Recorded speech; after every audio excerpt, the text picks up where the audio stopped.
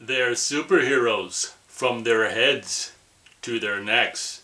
Welcome, huge movie fanatic Nate, stopping on by. Seeing as how I just already reviewed the movie and the Blu-ray release of Shrunken Heads, and I briefly showcased this in that review, I thought it only made sense to stop on by and showcase the LaserDisc of Shrunken Heads. You guys seem to really like some of my most viewed frickin' videos as of late are the VHS and LaserDisc showcasing videos. So since I've got this, I thought, well, this will probably get more views than the frickin' movie / Blu-ray review.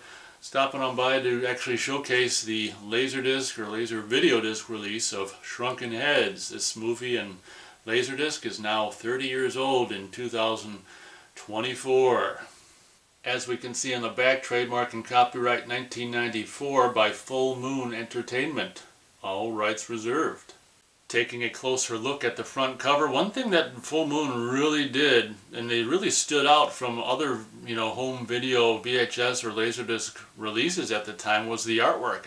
Even now, 30 years later, I love the artwork of this release here. We can see the tagline up top. They're superheroes from their heads to their necks. You might be able to discern the little sticker from the place where I purchased this LaserDisc, the goo that I wasn't able to remove from this cover.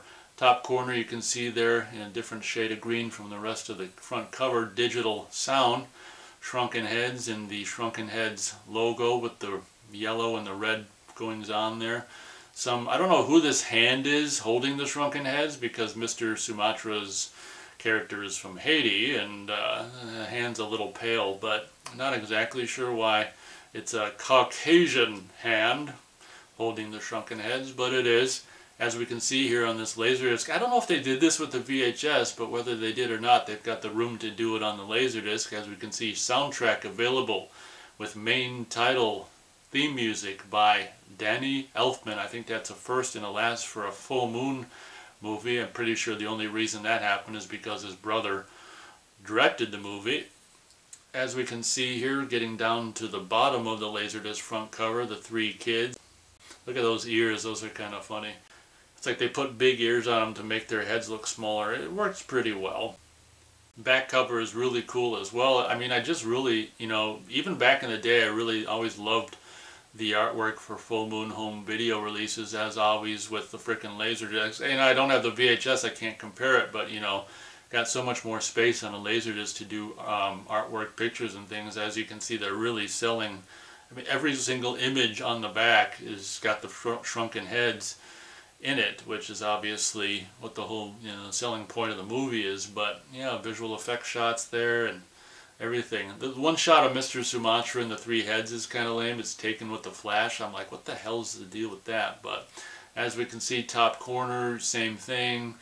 Tagline, title, abbreviated credits. As we can see, rated R. Ultra stereo, rated, I don't know if you'll be able to see this, and I barely can myself, rated R for language, and I think, what is it?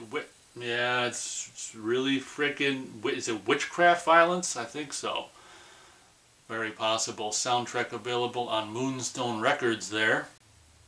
Three kids who really stick their necks out to do the right thing.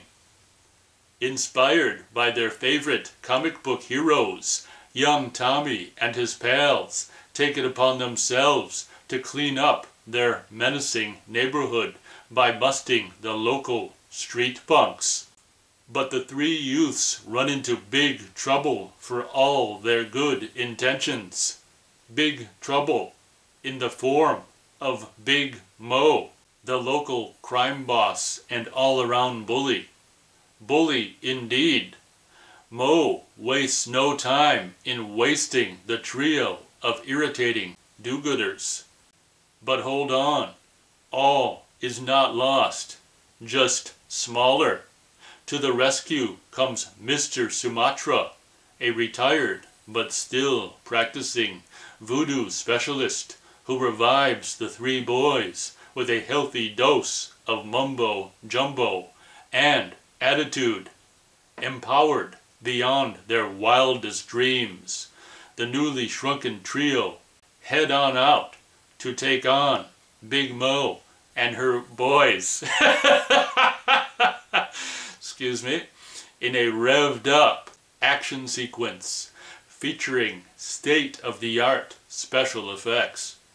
So stand back and let the little guys go.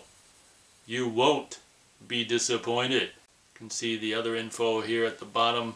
All important FBI copyright warning information and the other kind of stuff we've seen 1994. And luckily, I can only assume Pioneer manufactured every single full moon Laserdisc ever made. It goes back to, I think, Puppet Master and Shadow Zone. So for any of you in the know out there, I guess pretty much if Pioneer was really good at pressing Laserdiscs, and they generally have a better record of not rotting compared to other outfits. So there's a good chance, although I haven't watched this in eons, there's a good chance this is still in pretty good shape. Oh, at the very bottom you can see it more clearly, rated R for language and witchcraft violence. Running time 86 minutes, Laserdisc logo at the bottom.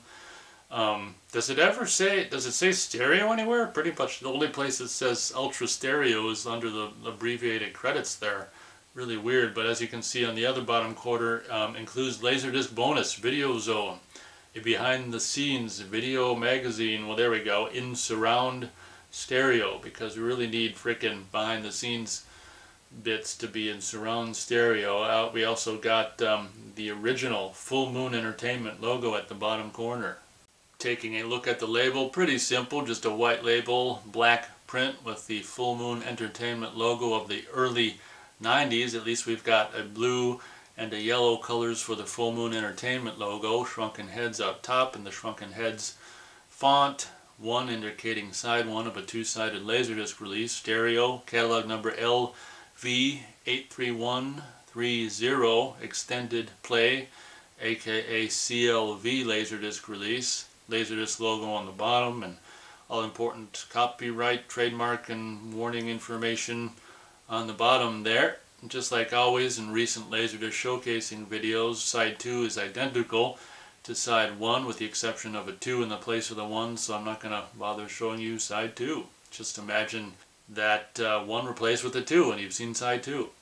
Kind of a bummer. If you watch my review of the movie and the Blu-ray, you'll know that I thought I had the VHS of this, but turns out I don't. But by the time this movie came out on home video, I had a Laserdisc player, so I guess it made no sense to buy the VHS if I was just going to buy the Laserdisc. Obviously, things that I own on VHS and Laserdisc were, the situation where I got the tape before I got the Laserdisc or something like that. Maybe I got the tape before I got a Laserdisc player. But as you all, some of you may or may not know, this year, 2024, marks the 30th anniversary of me getting into the Laserdisc game, which lasted a whole 95, 96, 97, 3 years until DVD came out. But when you're a teenager, like 3 years seems like a long time.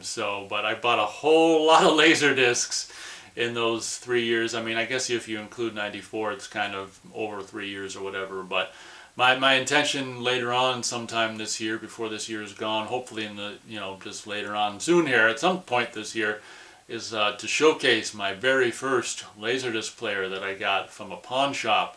I want to say it was $200 or something, and I think it was a Samsung. And back then, Samsung was just, to me, I don't know, Samsung wasn't as big of a name as it is now, and I just was like, Samsung. But anyway, it was the first Laserdisc player. I'd go on to get a brand new Pioneer later on. I don't know if it was that year, maybe the next year. And at some point, I can't even remember why I ended up with a used Pioneer. So I've got 2 Pioneers in the old Samsung. And actually, just before I end the video, I can just remember, and this probably wasn't very safe, but like one of the fuses in the Samsung Laserdisc Blue or something. And I don't know why there were, I guess maybe the tech, I don't know what, I don't know. But anyway, I didn't have a fuse to replace it, so I just put like a paper clip in there. I'm like, hey, it works fine. So, I don't know, I can't say I'd recommend doing that, but it worked for me.